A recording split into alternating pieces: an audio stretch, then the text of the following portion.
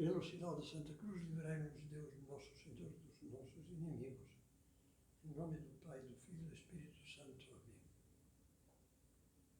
Meu Senhor e meu Deus, creio firmemente que estás aqui, que me vês, que me ouves.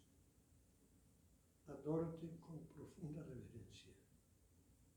Peço-te perdão dos meus pecados e graça para fazer com fruto este tempo de oração.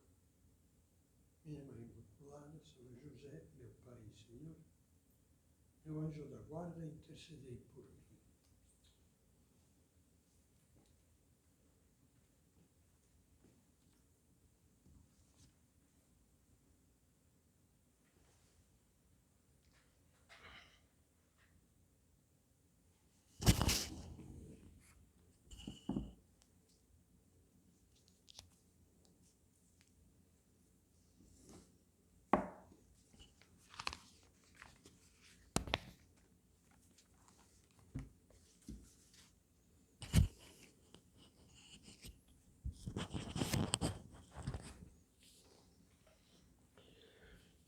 Quando chega o mês de maio,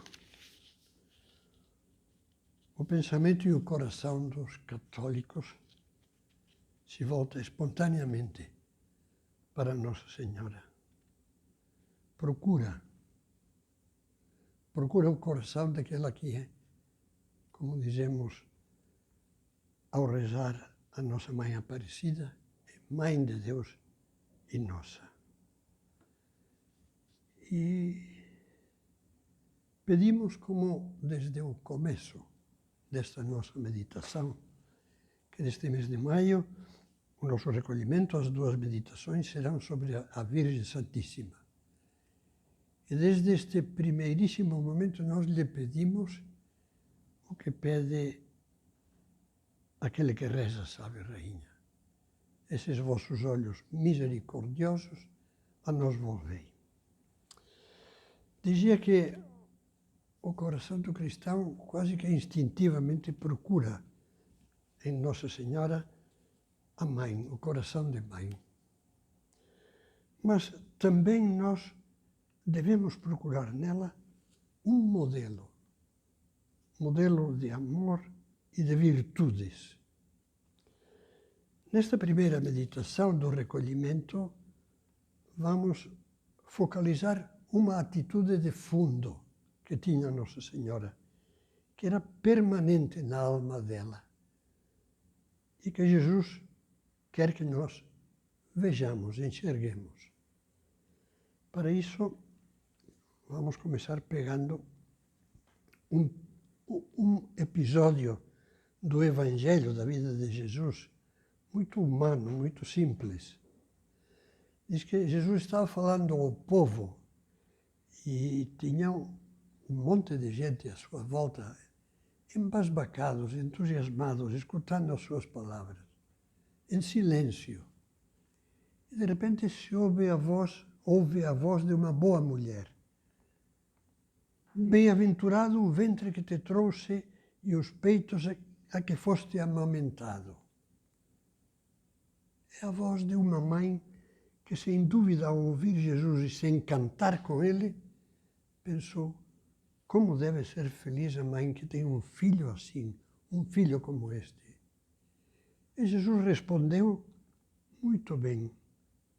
Bem-aventurados aqueles que ouvem a palavra de Deus e a observam e a põem em prática. E essa é a atitude de fundo de Nossa Senhora que nós queremos aprender.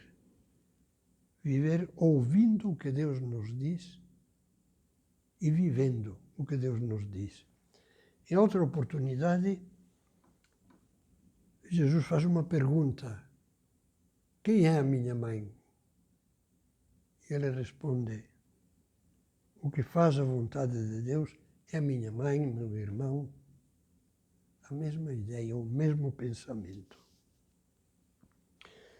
E essa é a grandeza espiritual de Maria. Ela é um sim total a Deus. Na nossa vida, como na vida de Nossa Senhora, como na vida de Cristo, há duas vontades. Lembra que Jesus, na oração no horto, dizia: não a minha vontade, Pai, sim a tua.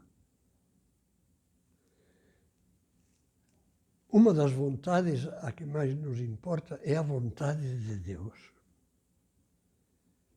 Quando São Paulo recebeu a graça da conversão às portas de Damasco, caiu no chão envolto numa luz e chegou a ele a voz de Cristo: Saulo, Saulo, por que me persegues? A primeira coisa que o Espírito Santo suscitou na alma dele, que lhe saiu espontânea, mas movido pela graça do Espírito Santo, foi: Senhor, que devo fazer? Que queres que eu faça? Imediatamente, em vez de dizer: que maravilha, ou quem és tu, ou que coisa que eu não mereço. Não, ele diz: que queres que eu faça? Que devo fazer?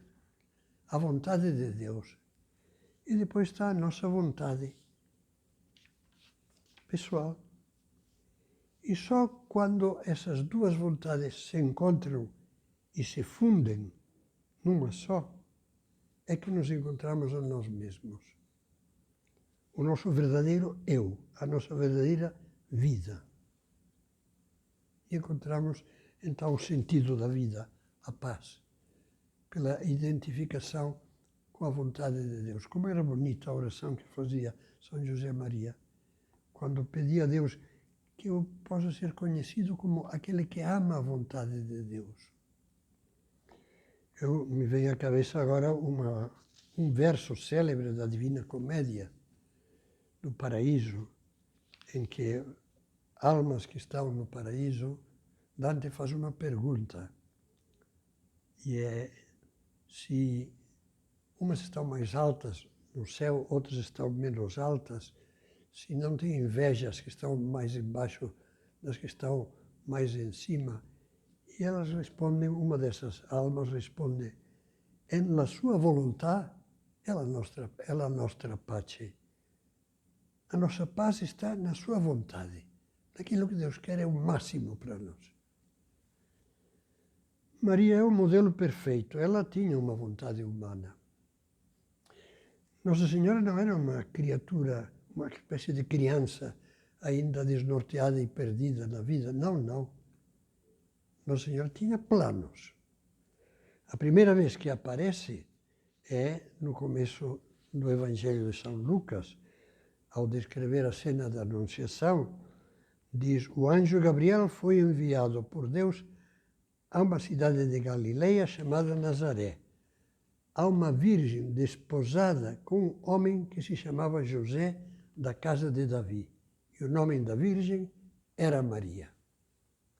Nossa Senhora, juntamente com José, tinha planos. Sabemos, e é uma verdade que a nossa fé nos faz enxergar com clareza por vários outros momentos do Evangelho, sabemos que Nossa Senhora tinha consagrado a Deus a sua virgindade e que José estava de acordo. Mas tinham um plano de ter aquela vida juntos,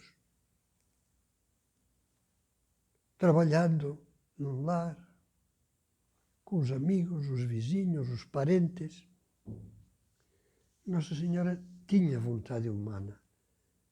Agora, Deus tinha a sua vontade, o plano de Deus sobre Maria, que ela nem suspeitava, nem sonhava. E assim continua o Evangelho de São Lucas, no primeiro capítulo. O anjo disse-lhe: não temas, Maria, pois encontraste graça diante de Deus.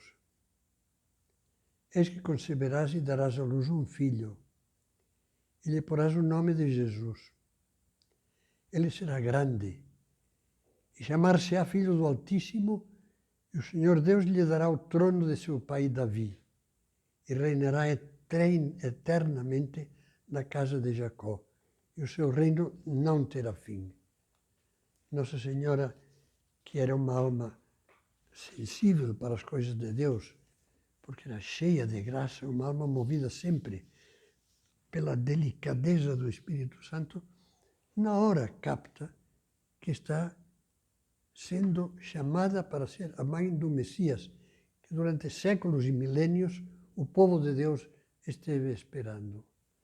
E podem ter vindo como um relâmpago à cabeça dela as profecias que falam tanto daquele reino de paz, que será o reino do Messias, como do servo sofredor.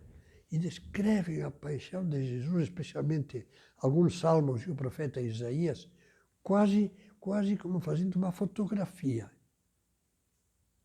E Nossa Senhora, quando conhece a vontade de Deus, que faz? Olha, um coração egoísta, fechado pelo egoísmo e pelo medo, teria dito, não, não dá, é demais para mim, eu sou uma pobre criatura, não dá, com uma humildade mal entendida, porque quando Deus pede uma coisa, por difícil que seja, ao mesmo tempo está nos oferecendo de bandeja a sua graça para que façamos aquilo. Poderia ter dito, é absurdo, mas como Deus não sabe que eu me consagrei a Ele, a minha virgindade para sempre, e que José está de acordo, como não sabe? E, no entanto, ela era um coração aberto para Deus. Não se deixou levar nem pelo medo, nem pelo egoísmo diante do sacrifício que aquela vocação apresentava, fazia vislumbrar, prever, mas com toda a simplicidade Nossa Senhora diz só duas palavras. Como e faça-se. E com essas duas palavras diz sim. E o Verbo se fez carne e habitou entre nós. Nossa Senhora pergunta ao anjo justamente porque aparentemente era um absurdo que Deus se contradissesse. Deus que a chamou para a virgindade, agora lhe falasse da maternidade. E ela pergunta com simplicidade, como se fará isso, pois eu não conheço homem? E o anjo respondeu, o Espírito Santo descerá sobre ti e a força do Altíssimo te envolverá com a sua sombra. Por isso, o santo que nascer de ti será chamado Filho de Deus. E uma vez escutadas essas palavras, imediatamente, logo depois, Maria responde, eis aqui a escrava do Senhor. Faça-se em mim segundo a tua palavra. Sim, faça-se. Essa é a alma de Maria.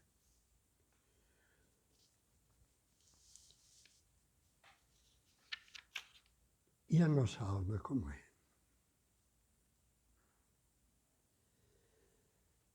Eu me lembro de uma história que me foi contada faz anos, muitos anos. Aconteceu em Portugal, numa romaria que um grupo de estudantes pertencentes ao Opus Dei fazia ao Santuário de Nossa Senhora de Fátima.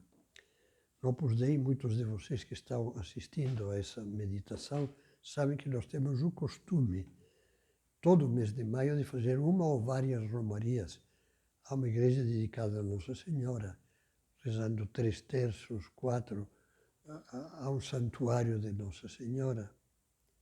E esse grupo de universitários de Lisboa estava fazendo isso. E quando se aproximavam já de Fátima, porque fizeram um bom trecho a pé, ouviram o sino que tocava o meio-dia. As batidas do sino do meio-dia.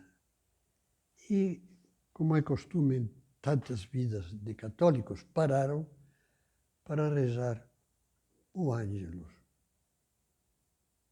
O anjo do Senhor anunciou a Maria e ela concebeu do Espírito Santo. Eis aqui a escrava do Senhor. Faça-se em mim segundo a tua palavra. Entre aqueles estudantes havia aquele rapaz estrangeiro, recém-convertido, que tinha o entusiasmo da fé, que tinha descoberto Cristo, tinha descoberto a vida cristã, estava vibrando. e, sem se conter, exclamou como um grito em voz alta: se Maria tivesse dito não. Ele pensava, toda a minha felicidade, naquele momento da Anunciação, estava pendente do sim de Maria, da liberdade de Maria, que Deus, como a todos nós, respeita. Deus não lhe impõe, espera que ela diga sim, que ela responda, que ela faça livremente um ato de amor à vontade de Deus. E aquele rapaz pensava, se ela tivesse dito não. E eu agora penso, e é bom que você pense,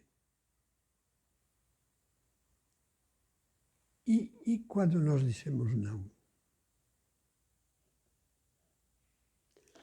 Eu também lia, não faz muito,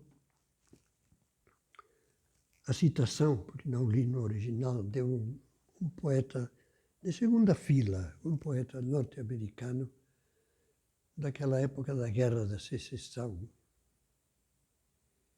E ele, num dos seus versos, diz, eu pronuncio mal o inglês, mas não faz mal, diz, it might have been. Isso poderia ter sido. E o poeta se pergunta quantas coisas poderiam ter sido se o rapaz dizia, se Maria tivesse dito não.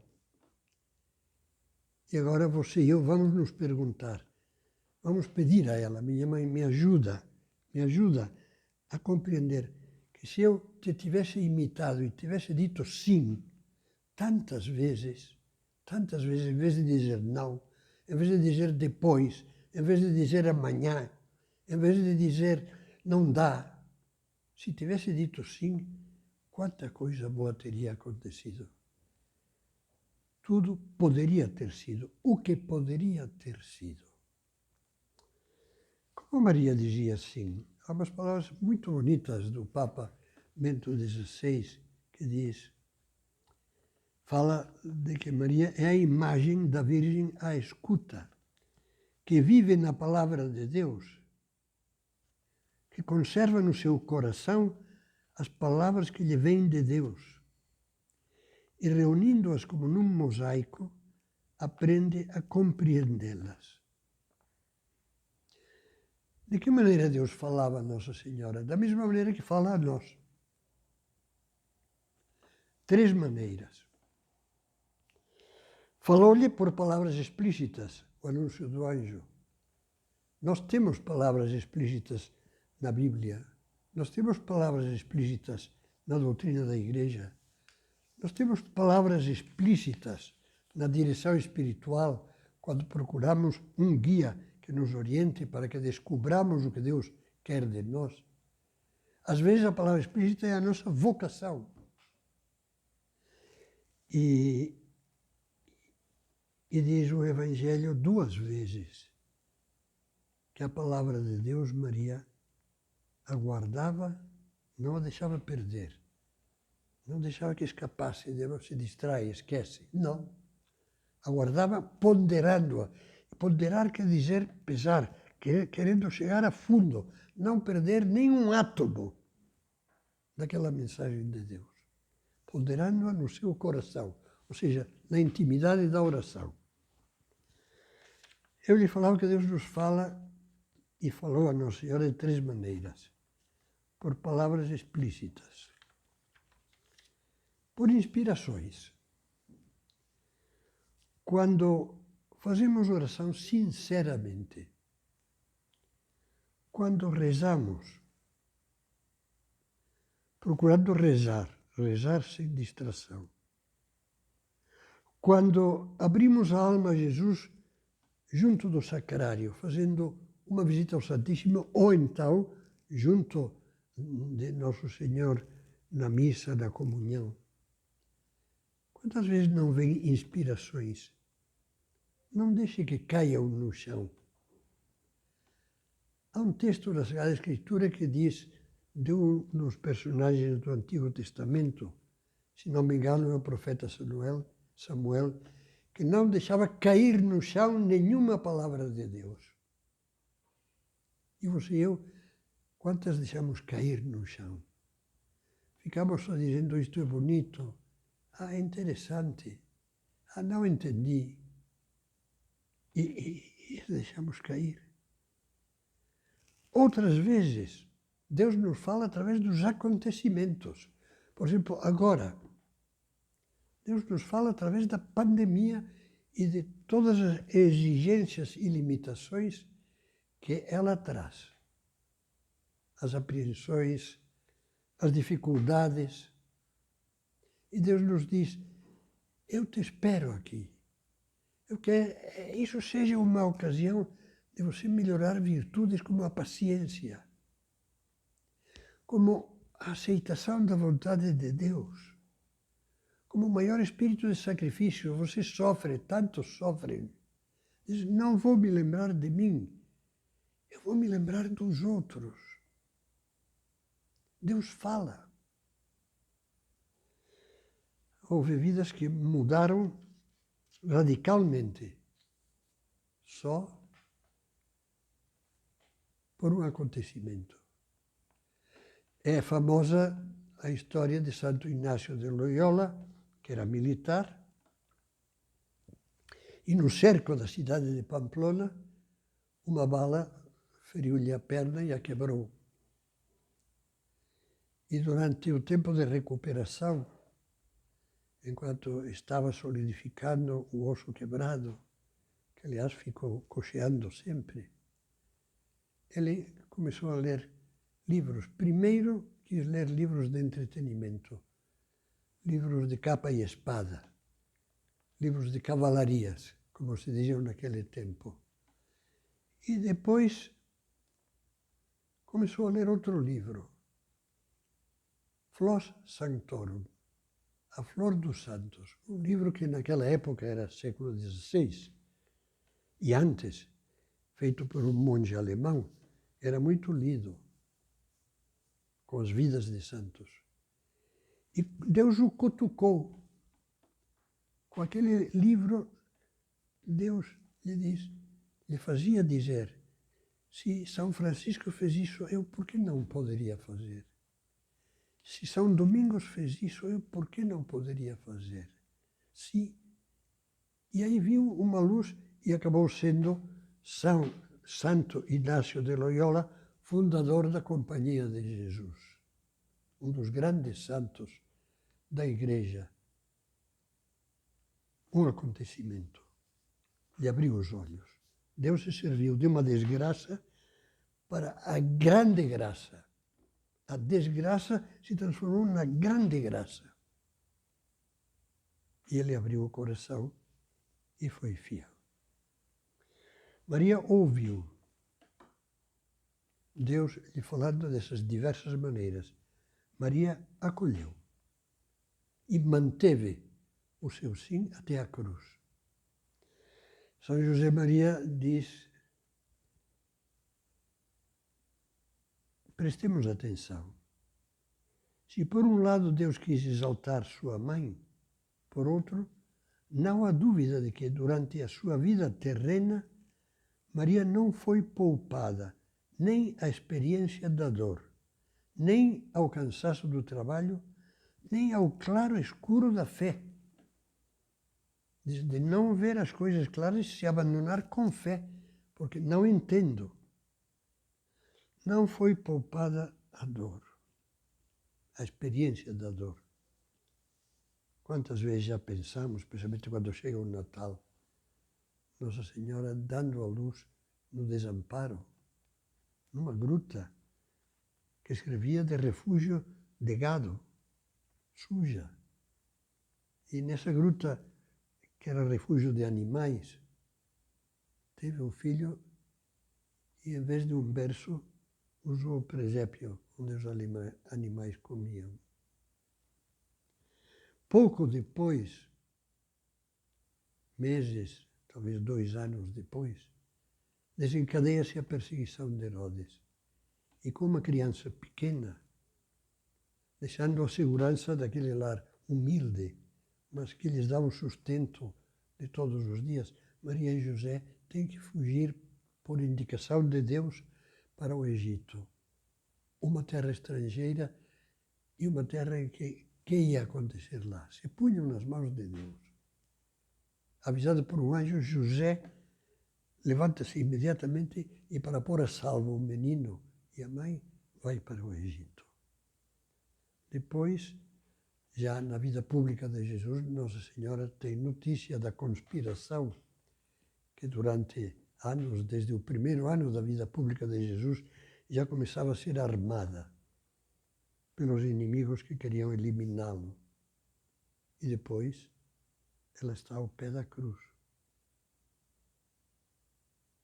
vendo o filho destroçado, vendo aquele menino que nasceu em Belém, feito uma chaga pura, transpassadas as mãos, os pés, depois o peito por uma lança, feito todo ele uma mancha de sangue, pela nossa salvação.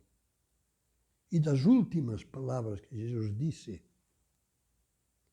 dessas que quase não podia articular, porque o crucificado se asfixiava, das últimas, uma das últimas, foi aquela, olhando para João, o discípulo, e depois para Maria ao pé da cruz. Os dois estavam lá ao pé da cruz. Eis a tua mãe. E olhando para Maria, mulher, este é o teu filho. E ele a levou para casa. E todos os cristãos desde sempre entenderam essa verdade. Quer dizer, eu já comentei outra meditação, não faz muito, que ninguém brinca enquanto está morrendo.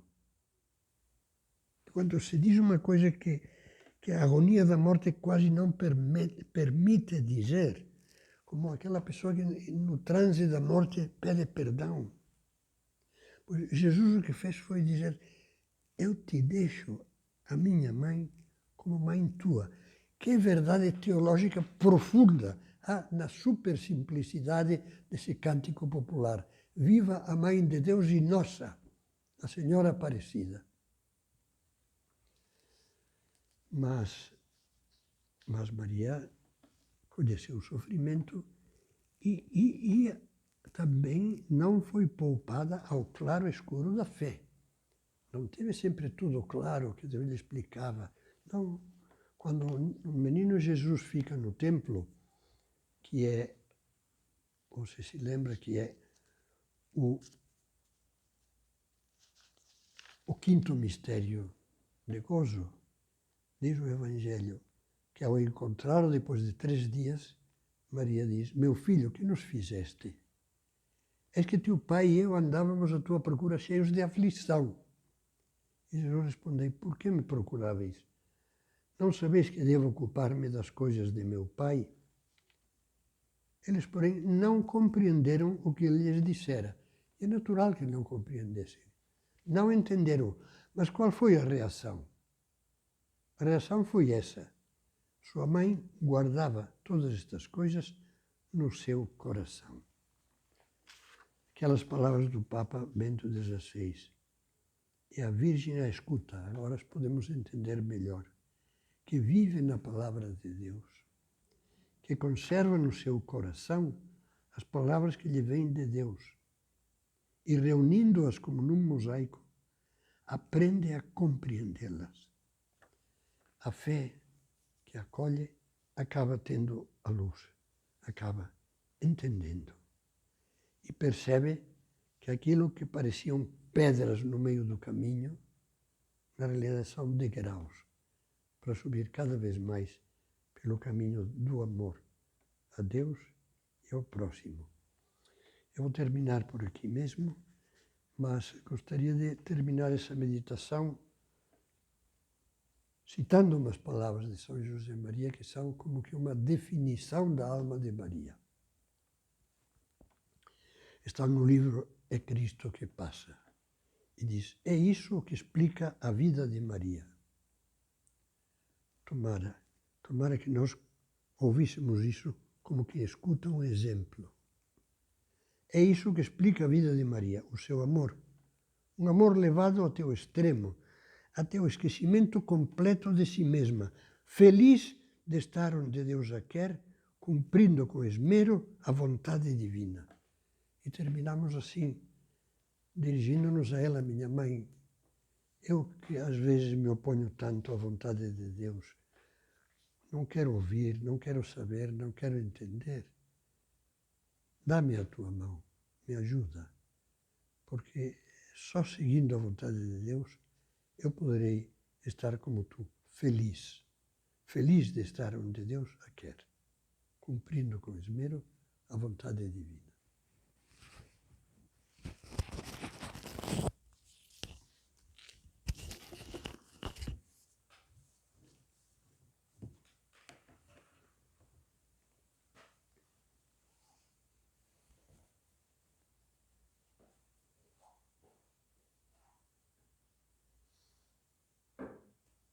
Dou-te graças, meu Deus, pelos bons propósitos, afetos e inspirações que me comunicaste nesta meditação.